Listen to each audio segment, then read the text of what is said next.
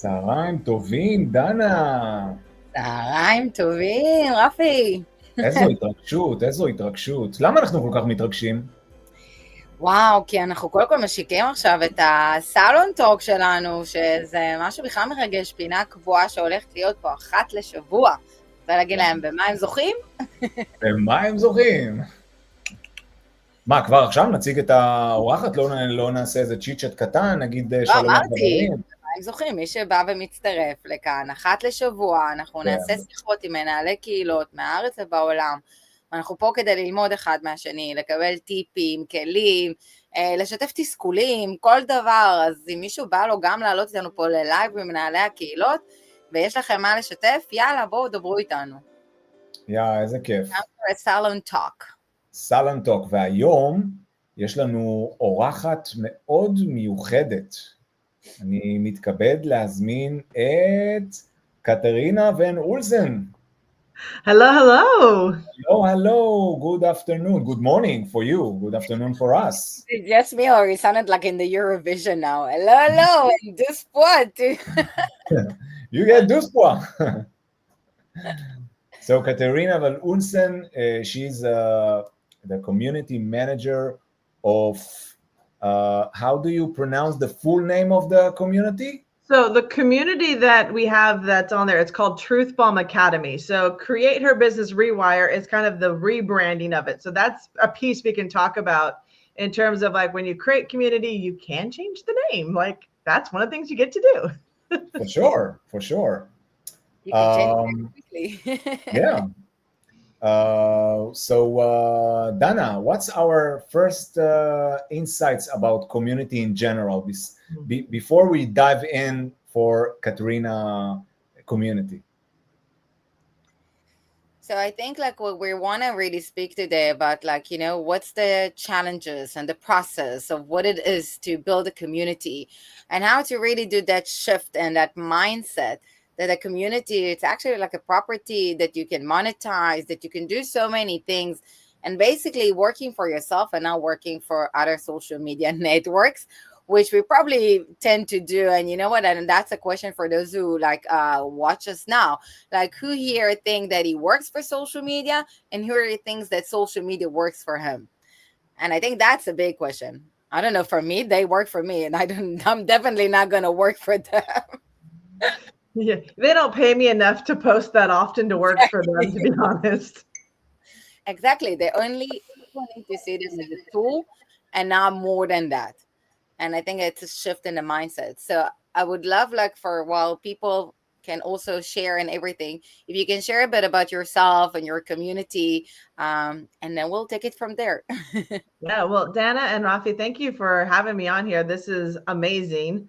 And I think teaching about community is a underserved conversation. I think we just assume that if I open up a Facebook group, I have a community. But as we've discovered, it's so much more than that. So my name is Katrina van Oudheusden. I have actually gone by Chef Katrina as my brand for decades. And so when I built the community, I really wanted to look at how do I serve entrepreneurs? So business owners, individuals that want to grow a business and do it in a way that was, you know, easy for them without all the confusion. Like, you know, Danny, you talked about it. You work for social media when they're telling you post 6 times a day. You've got to do this, this, and this. So about 4 years ago, I started looking at how social media was running communities. And to be honest, I felt like they were invading my privacy.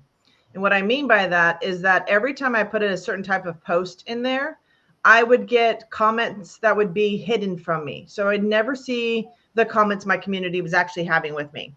I would see things that would get buried. The algorithm said, oh, this is more important than this conversation. And when I started seeing that I was getting censored in my own communities on these social platforms, that's where I started going, okay, this no longer serves who I am and the people that I want to connect with. So, and I think I'll stop you for a second because I think it's such a great point because, we don't think about it like that. We tend to think that like, okay, but social media, that's where the hype is happening. Like everyone is there. But then you tend to forget all the bad things and how much like they basically, you think you're in a control in a way, but you're not. Because they're the one who are in control. They're the one who's basically making the decision who will see what and when and how. And they give you all these different rules on what you need to do. And then you get stuck. So it's such a great point that that it does control us way more and we don't get it. And then we find ourselves that we're working for social media. yeah, and we do it almost without the knowledge. It's sneaky, right? They're very sneaky about it.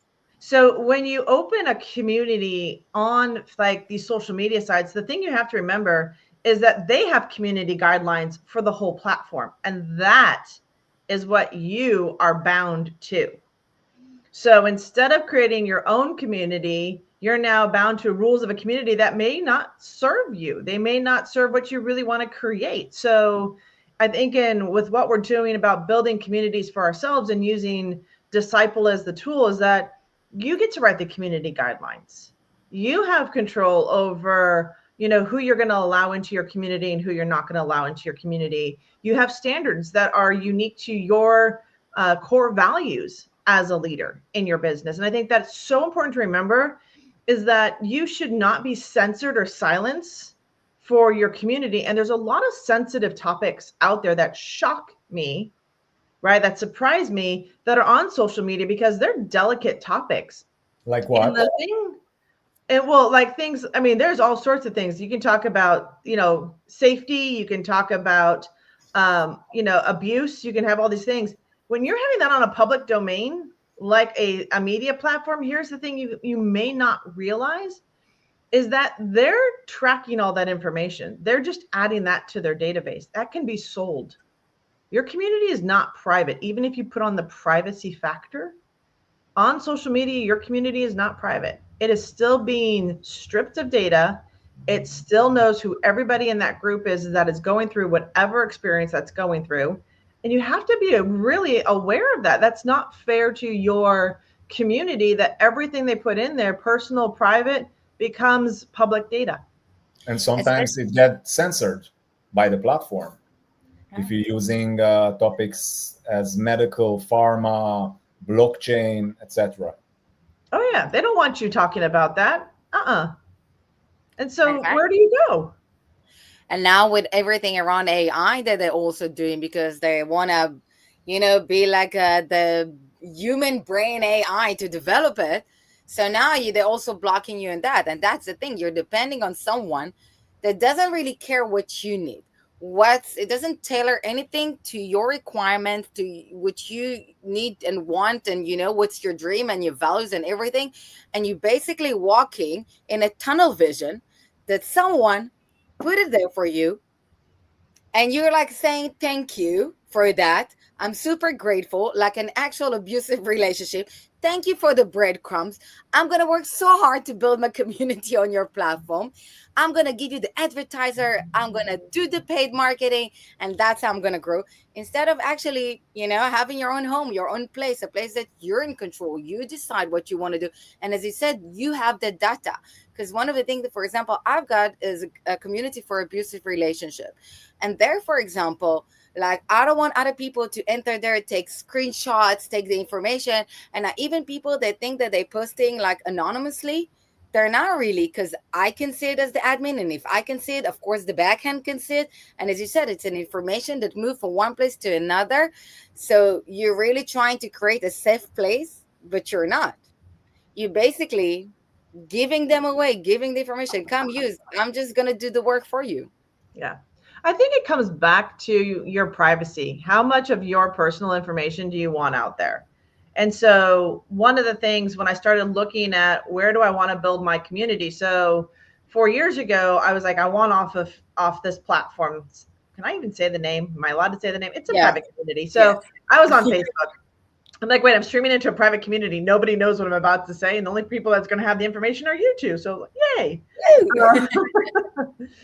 So when I went looking, so there was a couple of things that I was looking at when I said, okay, I want to build a community. I want it to be app-based. I want it to be mobile. I want people to take it with them since I know we have busy lives.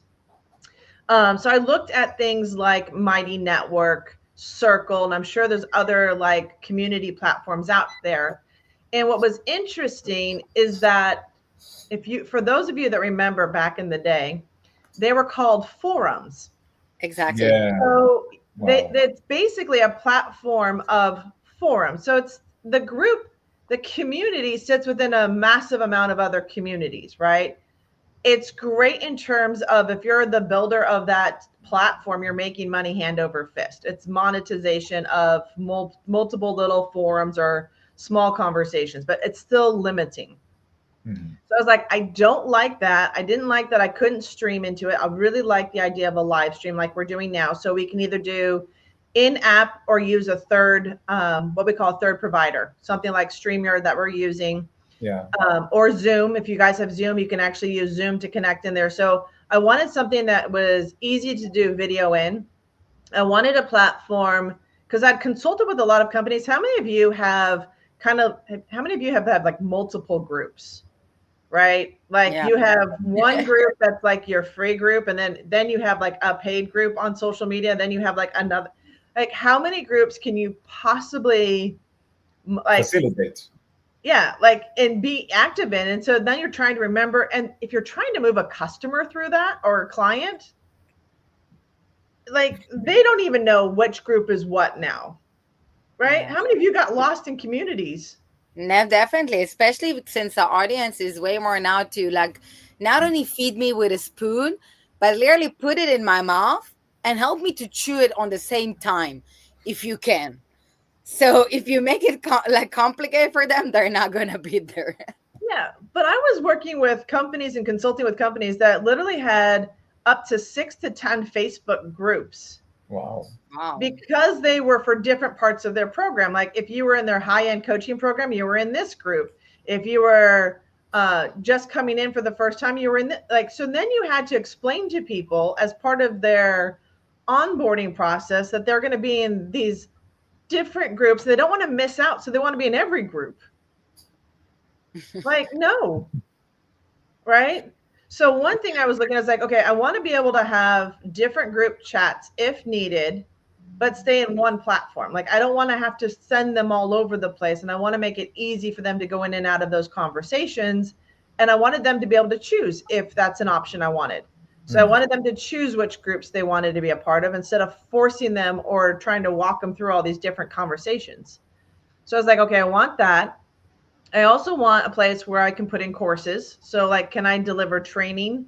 Can I do a video training? Can I do text training? Can I send them out of the app to another web page? So there was a lot of, for me, looking at what I was already doing in my business. And I really wanted to simplify where my community was at. I didn't want them being distracted by social media platforms because they get so many notifications. So here's one beautiful thing for everybody that's watching. There's no pop-up notifications. You're here.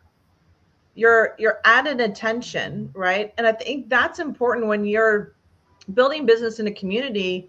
Less distractions mean they're more engaged in the conversation. So right now, as a listener in the audience, you guys have the ability to ask questions. So ask questions, right? So you can be like, okay, what's the best way? And then the other piece that I looked at for community when I was looking at is, can I get a trial? Can I have a free period that people come in? Do I want to have a paid membership? And then can I like tier up? Like, can I say, okay, you can come in at this price point, you get access to this information. Now, if you come in at this price point for the month, you can get this information. So I wanted to look at different ways that if I changed my mind, I'm a female, I'm going to change my mind, that I wanted to be able to have a platform that made it really easy to make that shift. And it's super simple. With Disciple, I've been able to go from a paid to a free to a trial. Like I've tested it all. And it usually takes 24 to 48 hours. It's super fast to make that shift and let your community know when that happens. So there is a little bit of a buildup, like letting them know in the community what you're changing. But honestly, the back end with working with Disciple makes it super simple to make those changes without costing me extra money. Yay. I don't have to go to a developer, and I don't have to go to Google. I don't have to go to Apple and say, I'm making these changes. That's all done by them. Like, can I tell you how much stress that takes off my shoulders, knowing that I can make shifts and changes, and it doesn't cost me an arm and a leg, and I don't have to worry about the rights, rules, privacy policies, and all of that from these the platforms. And that's a good point, because we actually had a meeting today that we basically remind someone that, if on Facebook, for example, if you decide you need to make a decision from the start if you want to have the group as public or private, because once it's private, sayonara, you're stuck with it for life. And it's a big decision, because sometimes you change your mind, something happened, and that's the nice thing here, that it's like your decision, and you have the different option to have a private group, public group, mandatory, and you can change the definition in a second, and it appear in a second. So I really like that, because especially as you said, for certain people that you're not sure, and especially in marketing, because people forget marketing, it's not like a winning formula. It's always to test and trial and do fine-tuning. And you always do fine-tuning. You're changing. Your customer is changing. The behavior is changing. Everything. Technology is changing. So you're always kind of on a chase in marketing. and when you want to have a platform that will go with you in that journey and get you to be there and say oh, so I'm doomed now. So now I need to start over. But what will I do with all the people? And then you're asking yourself those different questions, which eventually here you could have said, okay, I'm just going to test it. If I need to announce it to the people in the community, I will. If not, all good. I made that change, and easily. And you can add all the time. And it is saving also lots of time and money, because the time of the ping pong that you have with the developers and everything around that, or the money that you needed to pay for the developers and all of that. And here it's a click and oh, I'm done. Yeah. And I think the big advantage is that also the platform has a content syndication, because you mentioned that on Facebook you need to go to this group and this group and this group, and the content is all over the place. And in Disciple you have one unit content that can be visible for everyone, and you can attach it to every group specifically and can blend it. It's very rational once you find a solution, and it's very odd for someone that doesn't know this concept. Yeah, I would agree. I think one of the interesting things, so going back about the pricing, I actually looked up here in the United States, to develop the app that Disciple's framework gives is about $250,000 to almost $400,000 to just build that framework. Wow. So it's a massive investment. And then every time you make a change, you have to pay the developer. So when you look at price, you're thinking this might be a high price with Disciple. The reality is the cheapest price to get for the type of app. Yes. And so it's the cheapest price for what you're building for this, especially being able to update all those. And to your point, Rafi, what's really nice is that you can protect content, right? So if I have a group that they don't need this piece of content because it's not relevant to them, I can hide it. It then goes into another group. And I think when you're looking at how much content do I want to be building, you can be very intentional with it. And that was one thing, is I've put courses in there. So if you guys want to sell a course for $200, and I'm using US, and I know currencies change. Yeah, all good. Let's play with us. But I've done everything all the way up to a $3,000 to $5,000 high-end ticketed offer. So I've sold a high-end offer and brought them into the community through that process. So can you maybe share about that? How, because I think a lot of people don't have that shift in the mindset yet, how to do those, how to move to the monetization part. And basically, like you said, how you get to a place that you can charge that amount and people are okay with us. What was your journey around that? And maybe we can mention Itai Lipka question. Yeah. So yeah, do you think a community? Itai Lipka is asking, do you think a community should shift to a subscription or monetization model in early stage?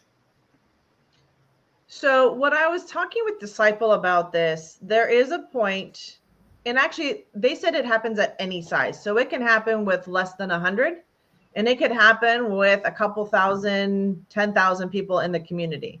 Mm-hmm. If you do a free in the beginning, I think what you're looking at is, okay, I want to test this concept, right? So there's that part of your entrepreneurial journey in your community where I want to make sure that these people are coming in. If you have an established following, so maybe if you have a Facebook group or you have a LinkedIn group or you have one of those social platforms where you have a large group and you're moving them into Disciple and they know it's paid, set up a paywall. Like, don't wait on that one. And if you got to keep it low, I've seen everything from a $7 trial offer, a free trial offer, into a 27 or 47, like that first low barrier to entry.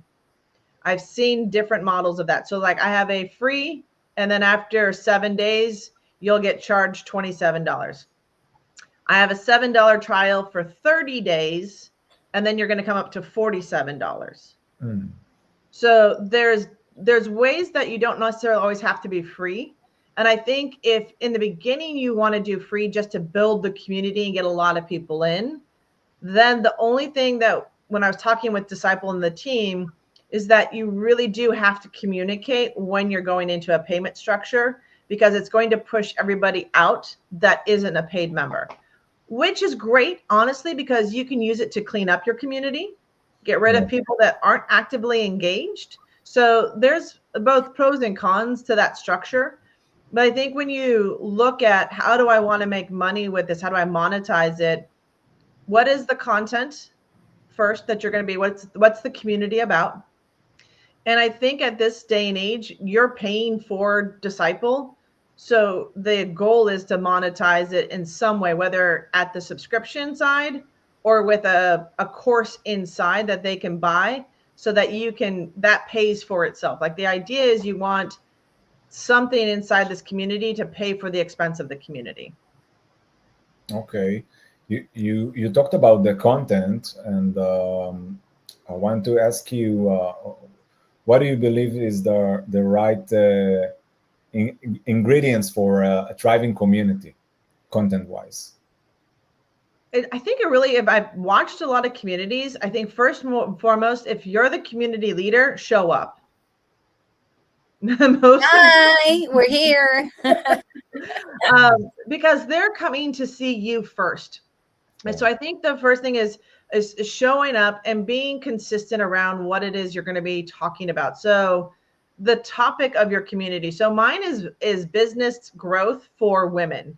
So it's very specific who I want in. I block the community for women only. Yes, I do kick the men out, because that is the protection for the community. And that's the promise I made to women when they join the community, right? Yeah. So I wanted a safe place for women to come in. The content in there speaks to women. So I talk to women about money. I talk to women about marketing, and I talk to women about how to grow their business where they're at. But the third part, or the fourth part that I bring in, is we talk about what it is to be a woman, like things that we experience as women that the men don't. And then, so that's a private conversation, which is one of the things that really pushed me more so to have this private community as a safe space. It's a fact that there are lots of community among women, but how you identify and nurture the community leaders within your community? So one of the things I like to do is I like to recognize and bring them on for their training, like what have they learned in building their business. So I like the idea of bringing women on and saying, okay, what are you doing differently in your business? What have you learned around your business? What would you like other women to know in building their business? So there is the sense of bringing in guests in there. So don't always be the expert. I know that sounds weird, but bring in other people. have something that they can go through at their own pace. So some sort of content, whether it's a course or it's some training that you have, but give them something to stay engaged with. I think that's one of the big things when you're looking at community is if you're not updating the content, if you're leaving, and I've done this, so this is kind of talking from myself. There was a moment where things have been super quiet in my community because I, as a business owner, am evolving the business, right? But the thing is that you want to have something that they can go through, read, take action around, download a PDF, like a document, something that they can stay engaged with. So I think when you look at content, do you have a course for them to go to? Do you have products that you want to sell them? Use it as a shopping mall. I've seen all sorts of crazy stuff going on with an app. You can do social selling inside your own app. You can talk about, so many different things. But I think first and foremost, know who your audience is and what you're going to be talking about, and then get feedback from them. Ask questions, find out what they want to learn more about, and then find the people and deliver that content. One of the topics that community manager always talks about is about the engagement, the low engagement in their community. So how do you foster engagement and participation among your members, and who may be less activity or shy, and you recognize it and appraise it? Yeah. So in a community, engagement is one of the biggest things we all talk about. And it's because we have short attention spans, is that that's what they like to tell us. The reality is I think it's about the relationship more so than anything. It is your relationship with your audience. They'll be more engaged if they feel like you're listening to them. So one thing that typically happens when somebody builds a community is they think they're talking to their community, as if you're sitting on a stage talking at people. Now, so if you're sitting on stage talking to people, how likely is your audience going to be engaged? Yeah. Now, if I sit down on a couch, like we're having this sofa conversation right now, and I invite you all in and I say, hey, I have a question for you. What do you think? Or, hey, can I bring you on and let's discuss the question you just asked? Now you're bringing community in. So the one thing I often see is that it's not about you leading. Leadership is not about speaking to people. It's inviting them into the conversation. Yeah. Put a spotlight on your member. I love it, and I agree. And I want to put a question from Itai.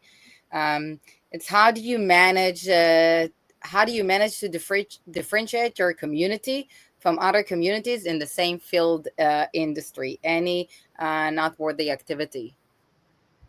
So that goes back to, for you as the business owner, there's a lot of communities out there, right? I know there's a lot of female communities out there. The differentiator for me in doing my research is that I talk about the female infradian rhythm and energy flow as it pertains to women as they design their business. That's my personal differentiator. Each one of you is going to have something that's a little off, and something that's a little bit different, not off, but different. The reason being is that your life experiences are what bring people together. So we get taught in the world of marketing and business that we have competition. Oh, I'm going to say I love you for now, because I don't believe in the word competition. I always say competition. It's not. Yeah. There's no such thing. We're not in competition. One of the things, if you study the world of abundance, is that the universe always makes space for your ideas, your brilliance, and your voice. So if you're willing to step forward and take up the space of your community and be that voice, you have no competition. You have a voice that there are thousands of individuals that are looking to connect with you. And I think that's where it's not about, I'm worried about other groups out there. Yeah, there are. And I'm excited for them. I partner with them. I want to find these women communities because I think together we're stronger. So it's completely opposite of what you hear typically in the digital marketing and the business development, because it's not about who is my competition. It's how do I collaborate so we can share ideas across the board, so we can help more individuals, because there's going to be people that like me and my point of view that are going to be completely loving somebody else in their point of view. And that's what I want for this world. I absolutely agree with you, because I've always been saying that I don't believe in the word competition, because I think each and every one of us has his own unique story, his own added value. He's got his own perspective. He do things differently. No one do everything the same. You cannot, even when you try to copy paste, it's never really a copy paste. You know what? Even the easiest example is in cooking. I can try my grandma recipe as much as I want. It will never be the same. And people will say it's the touch of the fingers or whatever, or the energy you put in it. And that's the thing. And I think once you find your own unique voice, that's what you need to put out there, to think about what's the added value that I can contribute to my audience, to my community. And that's the part, as you said, get to know your audience, which getting to know your audience, it's the basic. That's what we need to do. And we forget to do it. We forget to learn about them. And we forget also to learn about ourselves along that process, because that's what we do. We learn through them about ourselves, because they're a mirror, a reflection. And it's the opposite. And we want our audience to resonate with us. And how they can resonate with us if, we're not even listening and we're trying to do what others are doing and competing and doing all of that. So I fully agree with you on that. Finally, someone said it out loud and not just me. Thank you. You're welcome. No, I think when you're looking to create engagement with your community, invite them in. Yeah. Ask them to come in. Ask them to... I know for me, I love when women come in and say, hey, can I get this reviewed? Can you take a look at this? Is this effective in my marketing? Is there anything I can change? Then it opens up a conversation. And here's one thing I've always learned in marketing that a lot of us forget is when you speak to one person, you actually speak to everybody. But when you try to speak to everybody, you speak to no one, because we eavesdrop in on conversations. We lean in. When Dana and I are having a conversation, everybody wants to listen in on it, right? So look at, bringing in those guests, look at bringing in your team members. I think one of the beautiful things, or community members, one of the things inside of the Disciples, you can actually recognize community members. You can create badges. And when they hit certain marks, like if you say this is the most engaged member, you can actually create a badge and say, thank you for your engagement. You can recognize members in your community for what they do. And I think that's one thing that as a human being, we want to be recognized for what we do. So recognize your community. That is one of the big things also. I love it. And I've got from Tomer here a question. How should community leaders deal with conflicts? I can see your reaction already, or negative dynamics within the group. Something tells me she had an experience somehow or somewhat by their smile. So negativity comes up because of difference of opinions. So typically what I like to do if I have members, I don't want to just kick them out. I'm actually looking for what has the conflict. What's the conflict? What's actually at the root of it? So a lot of times I'll actually get their phone number and call them up and have a conversation. Because here's the thing, I love text and I love emails, but if Dana and Rafi and I had to have this conversation over an email or a text message, could you imagine trying to read the transcript for this? Good luck. The tonality is lost. The facial expressions are lost. So I think when you have a negative or a conflict in the community, look to resolve first. And then if need be, whatever action, if they have violated a company or a community guideline, let them know what that guideline is that they've made an error against, and then make an open conversation to get in contact with you to discuss further. I think a lot of times when as a community builder on social media platforms, we're just told we've broken the community guideline. And we don't know what we broke. Because otherwise we would fix it, True. Right? Sure. Because that's what we want to do. We're like, oh, I didn't want to get kicked out. So I think when you have a conflict or a negative dynamic, look at the person. And if you want to, with Disciple, you can shadow ban them. kick them out. They can't use the email address or anything.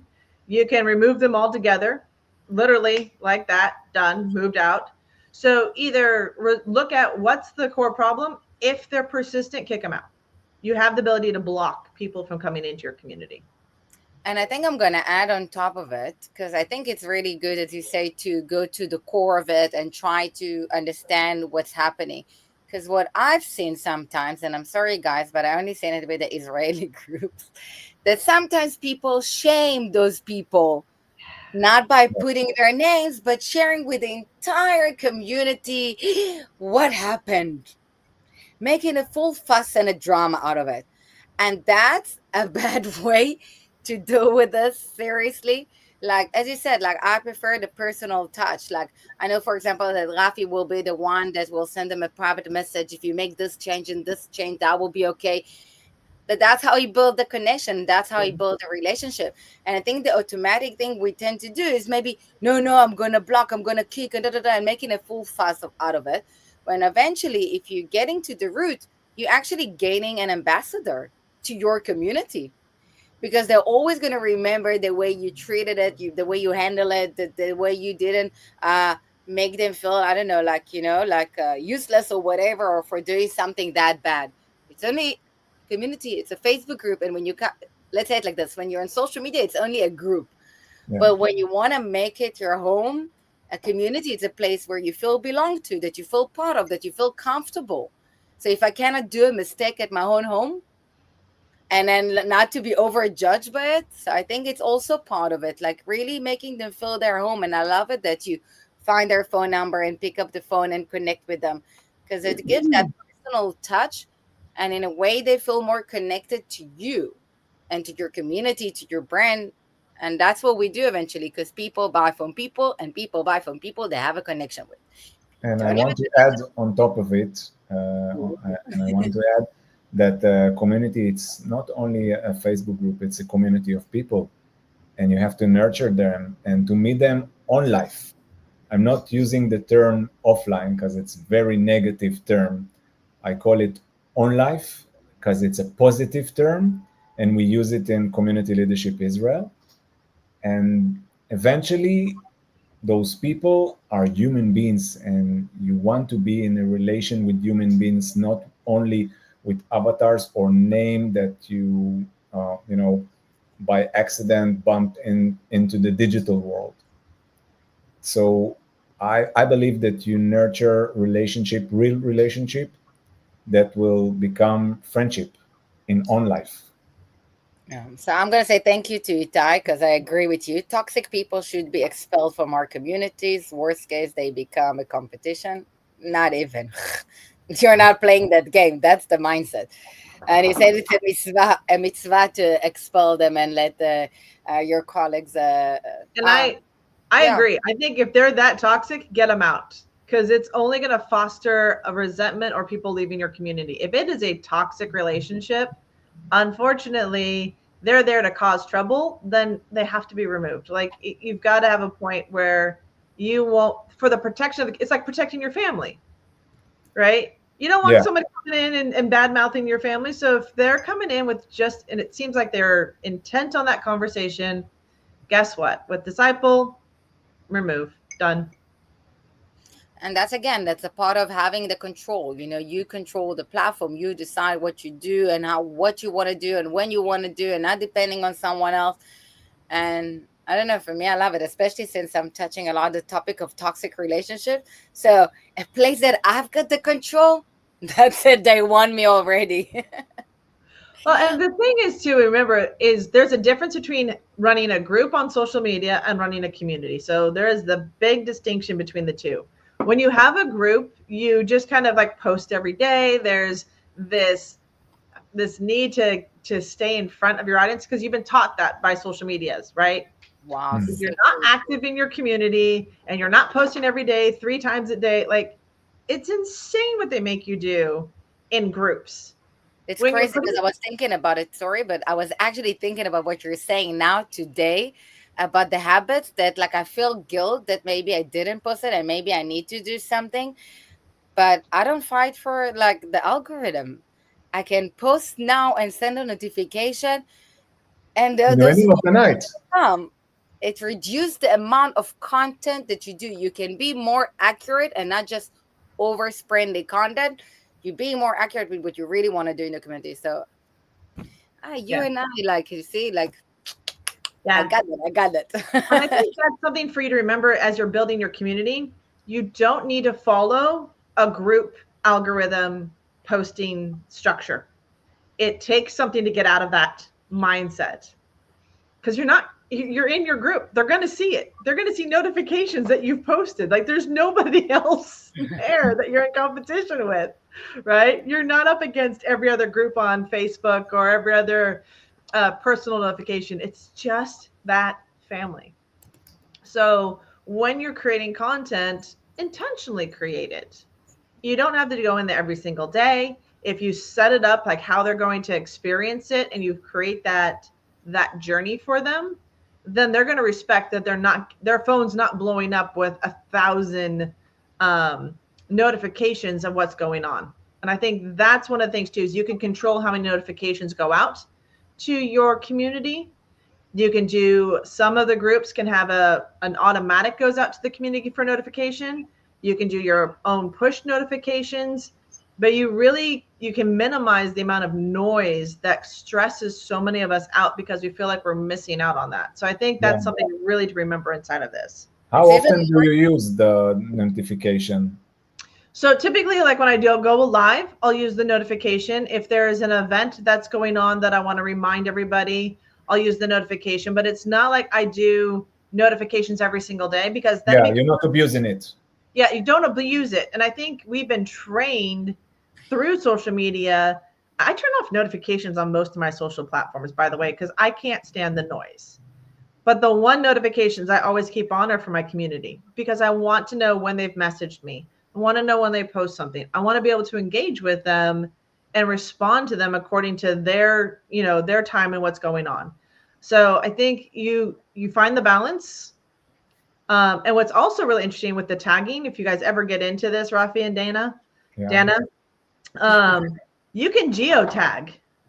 So if you bring in people into your community and say you are in, like, I know you're in Israel right now, Dana, so you're there. If you wanted to do a pop-up for your community and just say, hey, we're going to meet here if anybody wants to join me, you can literally send out a push notification to just those people in that area and say, hey, we're going to meet here.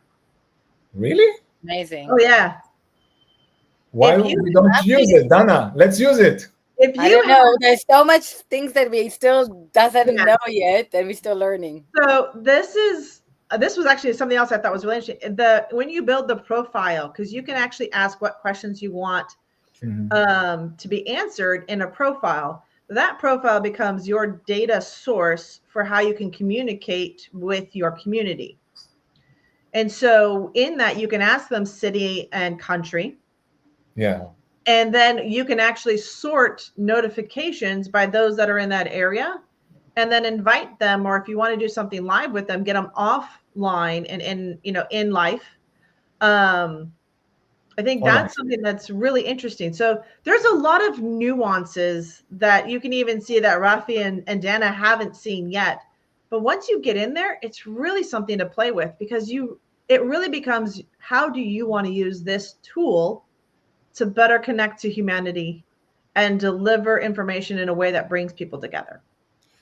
And I see, like, and I think it's a great tool, and I love your advice, and I think that's why you will be amazing even in the next question about what advice would you give to someone who is just starting as a community manager or leader?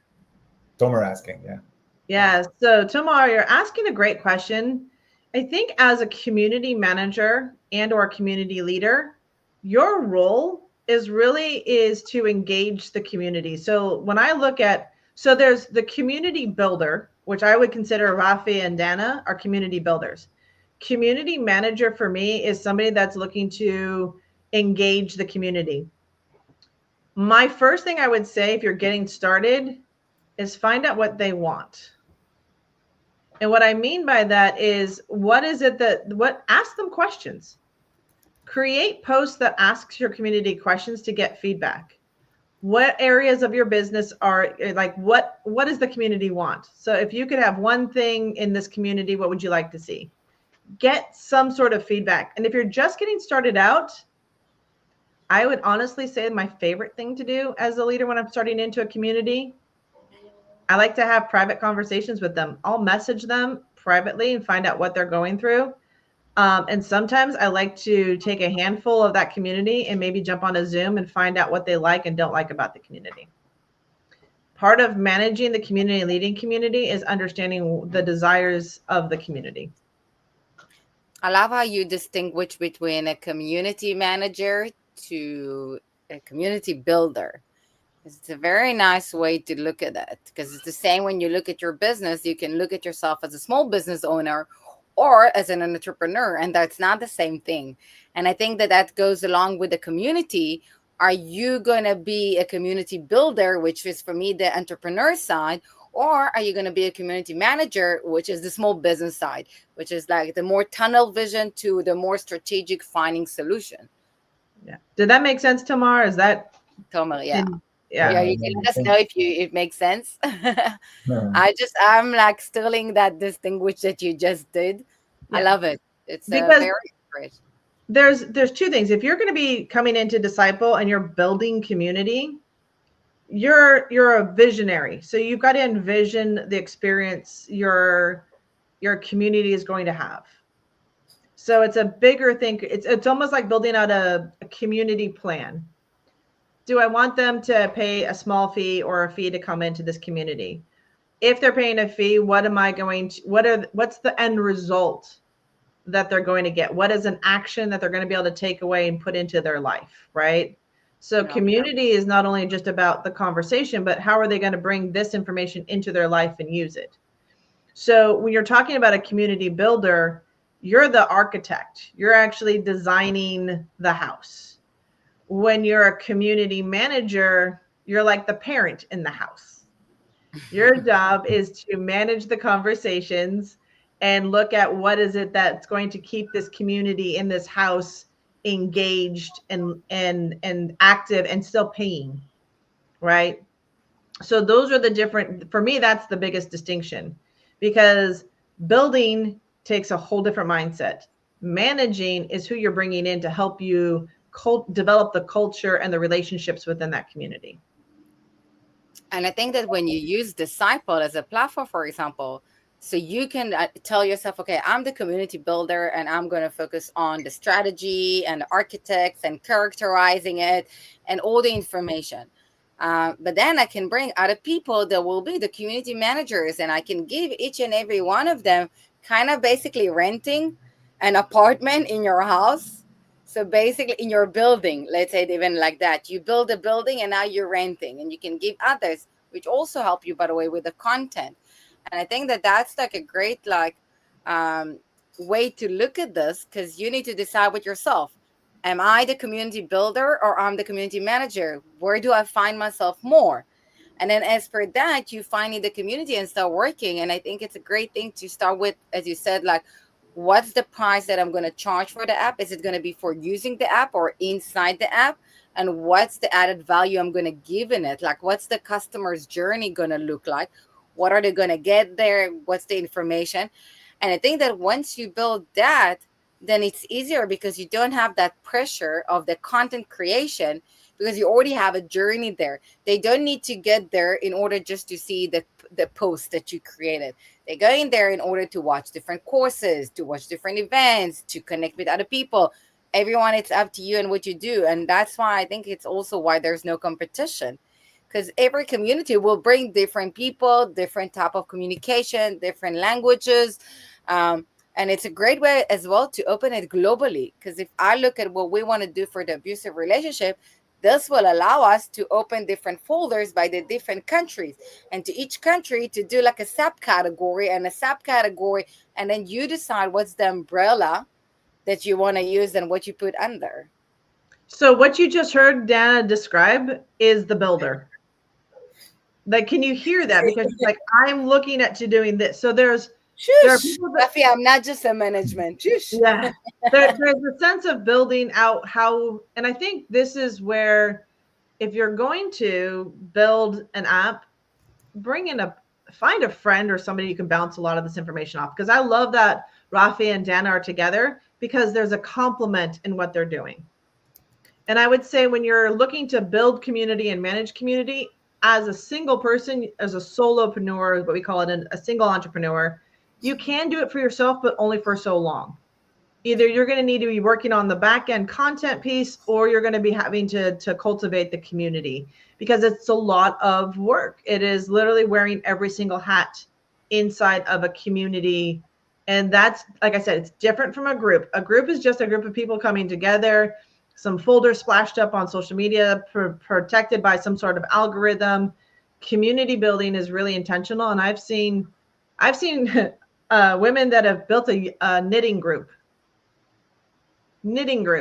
sells. I mean, we're talking high 6-7 figure business from teaching people how to knit. I'm moving to knitting.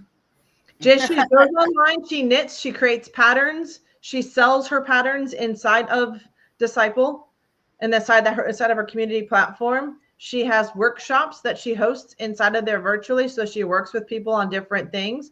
She invites her knitters in to knit together. Like, I'm telling you, like, there's coming with a cup of tea.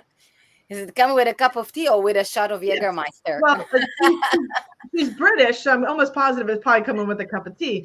But the fact that you can take something as simple as that and turn it into a significant revenue stream should inspire you. It's crazy. I know, but that's, I think, and I think we'll take this like to the end to help us like sum it up. Yeah. But I think that that's the problem. It's a shift in the mindset that people are struggle with. Like, because the one question I keep on hearing a lot, like Rafi and me, is like, I'm going to move the people to the platform. And I'm like, well, you kind of do the same thing for Facebook and LinkedIn. You bring the people to the platform. But here you bring them to a platform and you're competing for attention. Because if you were trying to get me, for example, on a WhatsApp, then let's say I saw a message from a parent or like a child or whatever, then I fully forgot about what I was entering to. And I probably will remember maybe a few hours, especially, no offense, but when we're getting older, we do have memories issues. I've reached my capacity, so I'm trying to eliminate like what's not relevant. But it is part of it, and that's a question that a lot of people, and then I do get that they don't have that shift in the mindset that if you have added value, why not have it in your own place, get money out of it, make it easy for you. You don't need to work that hard. You don't need to compete with everything. All you need to do is basically showing up with added value that's relevant to your audience. So like, if you can maybe share like a part of that journey of you, because you living social media, coming to the platform, like, how did you find that part? And that shift in the mindset, what helped you to do that shift? So first off, it was the biggest and hardest mind shift ever, was coming from a group where you can basically borrow other people from other groups and tell them to join yours. Like that's the lazy piece that didn't quite happen when I built my app. I thought, oh my gosh, they're just going to follow me over here. No, no, that's not what happened. Because it was still, even 4 years ago, relatively new to have a community-based app. I was kind of at the forefront of that conversation.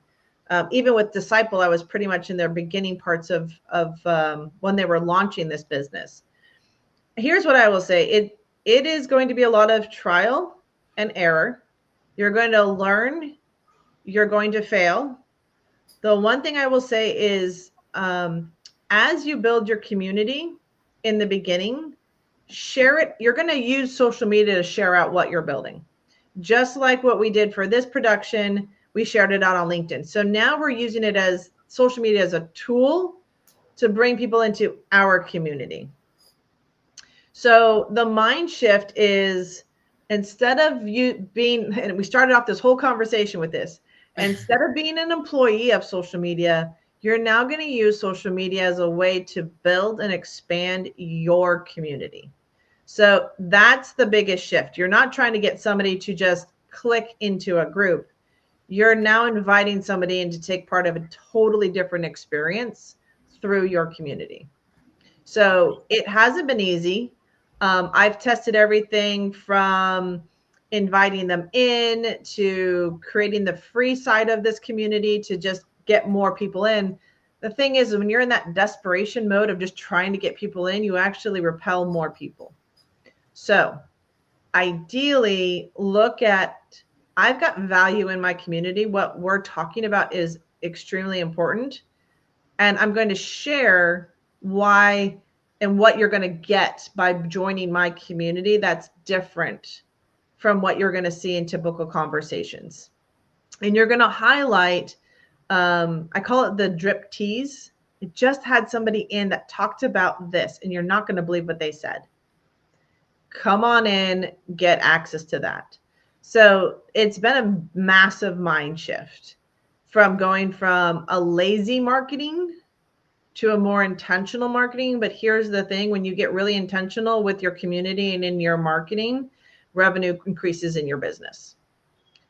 Because now you are very clear on what you're delivering, and that clarity comes across, and people want to be part of something that they understand what it is and what it's going to do for them. Great insights. Really great insight, and our friends in the community already commenting that you have terrific insights, and we uploaded different and variety issues in this first ever talk salon, and we really appreciate your time and patience. And Dana, you want to? I would love, yeah. So first, for everyone who watched still, you're more than welcome to write like, what's your takeaways from this live? And Sam, I'm sorry you had a bit of an issue. We'll check it out. But I think the main thing that I took from here now is literally the difference, the difference between community builders to community manager. Because I always separate in my head, as I said, the small business and the entrepreneur side. And there's a great distinguish.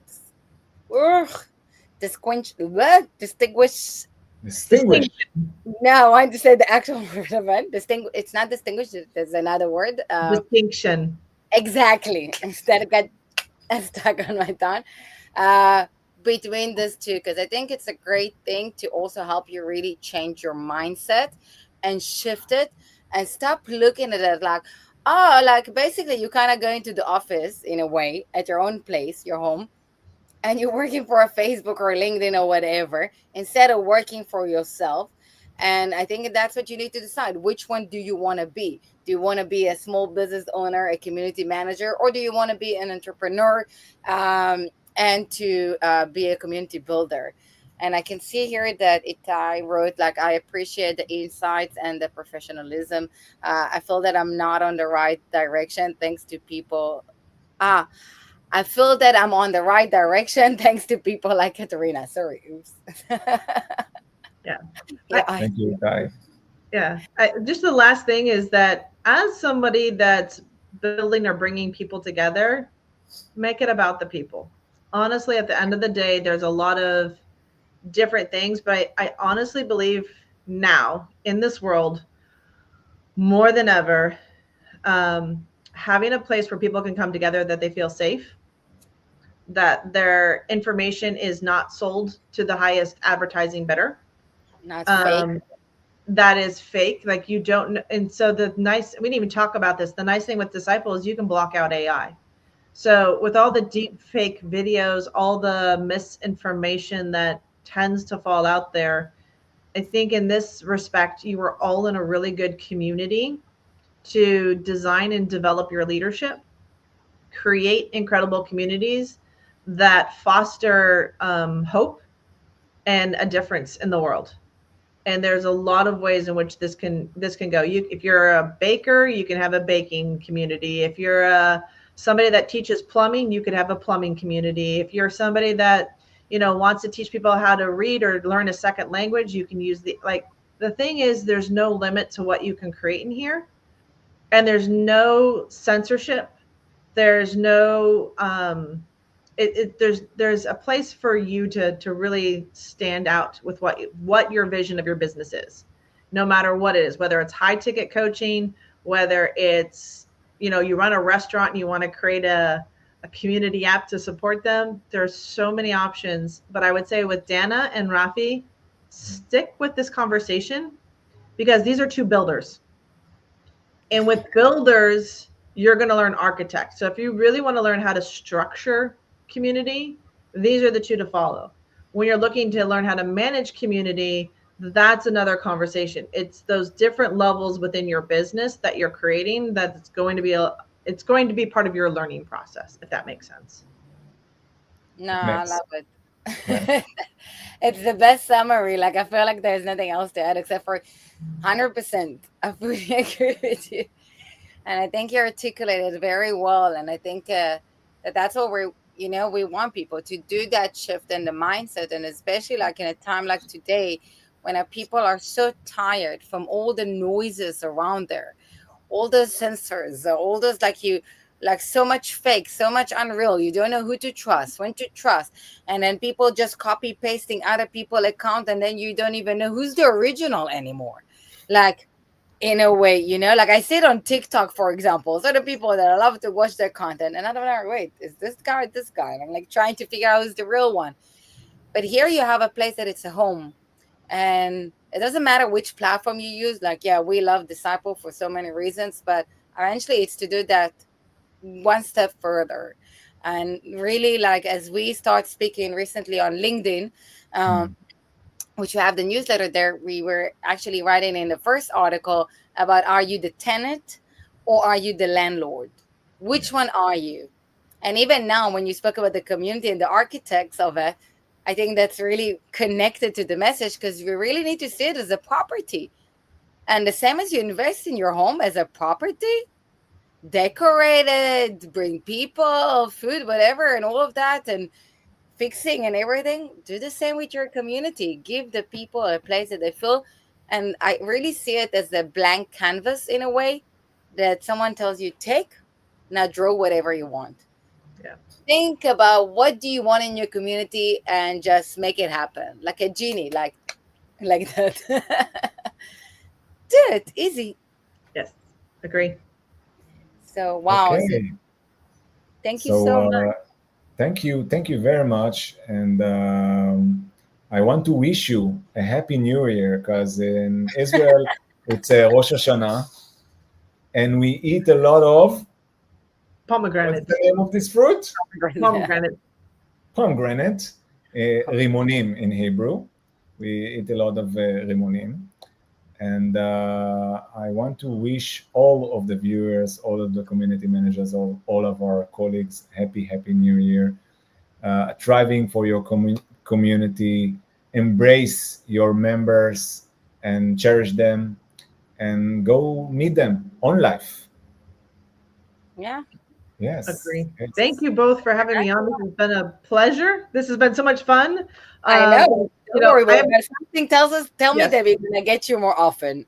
I would be honored. It would be an absolute pleasure. Thank you. Thank you very much. See you. Bye-bye.